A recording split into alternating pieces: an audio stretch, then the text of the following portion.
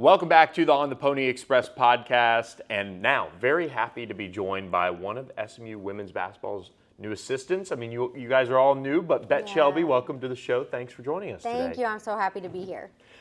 You've been a part of this massive change in this program, and so much changing for you as well, personally and professionally. What's it been like getting here to Dallas and this process of starting a new program, basically? Yeah, it's been a whirlwind, but it's been very, very exciting.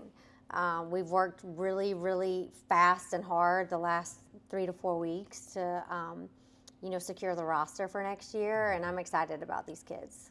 And what made this move to, continue coaching with Coach Adia Barnes the right move for you? And was there even a second thought, coming to Dallas? No, I love Adia. Yeah. I think she's a player's coach. I think our style of play is really, really dynamic and fun to watch. I mean, we're going to play up-tempo, fast basketball on both ends of the floor. We're going to defend 94 feet, press, turn people over, and get steals and that way. So I think the style of play is a great fit for the ACC. I think when you combine our location with alumni base, with value of degree, it's just an unbelievable job. Also, with our new administration, I was able to work under Damon Evans at Maryland, and I watched him just transform that athletic department, and I can't wait to see what he's going to do here on the Hilltop.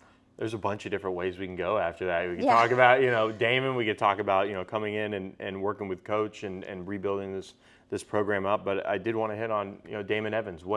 What makes him somebody that, Adia's talked about it too, where she wanted to work for an AD like that and she wanted to be a part of it. What stands out to you about him? What I've always appreciated about him is I think he played college athletics at the highest level. So he knows what it's like to be a student athlete at the highest level, the demands of that. And also I think he knows what coaches go through on a daily basis just because he played for high-level coaches. But what I've always appreciated about him is how genuine he is and how much he supports all sports equally. I don't think there's a better AD in the country than Damon, and I think what makes him really unique is like women's basketball is just as important to him as football or men's basketball. We clearly understand how important those sports are and want them to be really, really successful, but he wants every team to win at the highest level possible, and he's going to give you the resources to go and do that, and I appreciate that about him. You've been a part of the ACC before, so what's it like getting back into it? Is it makes it even more, more of an exciting time for you to be in this league? Yeah, I grew up in Charlotte, North Carolina. It's the heart of the ACC. And I was around all the rivalries all the time. On Sundays, everybody's at restaurants and bars watching games, and I can't wait to be back in the league. I've been in the league twice before. There's nothing like it. The rivalries, the academic institutions the levels of the academics at these schools is very high, so you're recruiting high-level student athletes, and I think SMU is going to shine in this league. When you took this job, what did you know about SMU? Did you know much? I knew it was in a nice part of Dallas. I didn't know how nice. I knew we had great... You rolled in from Love Field and you're like, wow, okay, they weren't kidding. Yeah, I knew we had great alumni support, but I didn't realize how great the support is. From just our administration to our alumni to our professors on campus. And then I think just like the networking opportunity for student athletes here in Dallas once they graduate. We just offer a lot that a lot of schools don't. SMU, the men's side, has seen some great guard play over the recent years, and a lot of the recent success has been built on that. You guys brought in a strong group for that backcourt, and Coach always talks about this being a guard-driven league. Yeah. How important was it to get ladies like Ty Skinner and Kyla Deck and all of those to come in? Yeah, I think you win nowadays with transfers and not freshmen, and we were really fortunate to get Ty Skinner, a dynamic scoring guard. She was very good in the Pac-12 and Big 12 at Arizona State.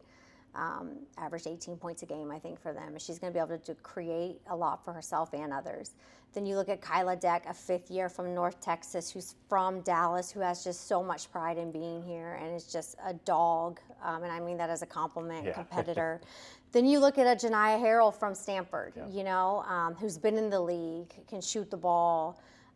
So I think we did a good job of going out and getting veteran guards. That will come into the league with experience, and I think that's what you need in the ACC. When you look at developing a team as a whole, how important is that guard position? Everybody, you could have a great front court or post presence, but it just seems like that point guard is always the straw that stirs the drink. Yeah, no, it's crucial. I think if you don't have strong guard play, especially in this league, you'll really get exposed quick. So your guards have to be able to be dynamic. They have to be able to be 3-level scorers. They have to be able to make plays for themselves and others. They have to be able to create their own shot, and they have to be able to defend. The way we play, they have to be able to defend, get up and defend. So athletic, strong, dynamic, playmaking guards is what we're looking for, on top of being high character student athletes. So I think we did a good job in the portal, and I'm excited about what this group can do. Recruiting Dallas in the state of Texas, how nice is that for you guys? I love it. I've always been envious of schools that are located near Dallas or near Houston or one of those areas. And there's so much talent in this city, and we want to keep them all home. And then the whole state in general. It's just a basketball place. High level student athletes are here, so we want to keep them home. What's a little bit of your background? How did you end up with Coach, and how did you come up through the game? Well, I recruited against Sadia a lot when she was an assistant at Washington, and I was at Maryland. And there was one player in particular that we both were battling against for. And so I just kind of would see her all the time on the road because we were both recruiting this one high level player. And then when I was at Maryland, Washington beat us in the NCAA tournament to go on to the Final Four. They had Kelsey Plum and just an amazing team. And Adia was an assistant there. And then from there, she went to Arizona, back to her alma mater. Yeah. And the program was in shambles. I hate to say it like that when she took over the job. Just had not won, really needed a lot of help. And I watched her just very quickly build them into a powerhouse, and just do unbelievable things that nobody thought she could do when she took that job. So we kind of reconnected when I was at West Virginia and she was at Arizona. And, I had a high-level player from Arizona as Mary Martinez who went on to Arizona, but that she wanted to come there. And that's kind of how we reconnected.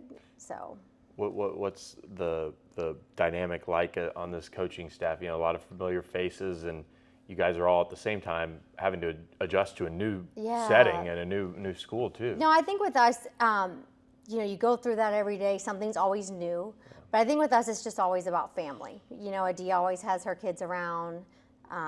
Salvo clearly is on our staff, and he's her husband. And then, Coach Turner has kids. So there are kids always around the program. There's family always around the program. So I think we lean on each other a lot for support and do a good job collectively. When you guys bring this team together, I know most of the team arrived, and you guys had your first team meal. What's that like? No, it's cool. It's so new because there's not one returning player here. So like this morning, everybody has to learn the campus. There's not like a veteran that can say, here, you go over here to eat. Or not one. Yeah.